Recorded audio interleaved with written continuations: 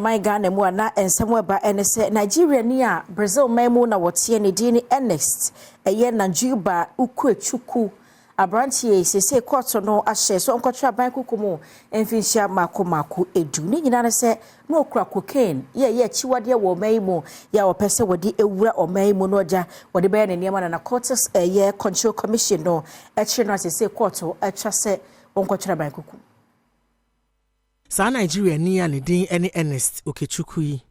wa hyese wonko den fiase emfiedu na wanya adwumaden ya obesen so atua 10,000 penalty units na se wantumi antua wode mfie miensa ena beka mfie dodo a wode ama no eho opanima abosomeda na etosudu baako afempinu ene aduonu mienu mu ena nakok empanyinfo kire no ewo Kotoka International Airport arrival hall ewo abra no wo fa enhyehyeye mu empanyinfo kire no a wototo na no na nsɛm a wɔkeka no ensisi so senti ɔnomoto a so hwehwɛ ne bag a no wɔde tu kwan no mu ɛno mu ɛne wɔkɔhunu sɛ saa enubɔni bi ɛhyɛ mu anam so ɛma Narcotics Control Commission for ɛkyerɛ no na wɔde subonsia ɛne bɔɔ no senti wɔde ne kɔgyina Accra High Court wɔnom Criminal Court Division na ɛhɔnom no ɛne wɔdi tu mu sɛ wɔdifo PM a wɔtena adwa mu Her Lordship Mary Ekuyanza ɛhyɛ sɛ ɔnkɔda efiase court no ɛsan hyɛ sɛ saa enubɔni a wɔhunu wɔ ne ho no nakok empanyinfo ensɛ no ɛwɔ court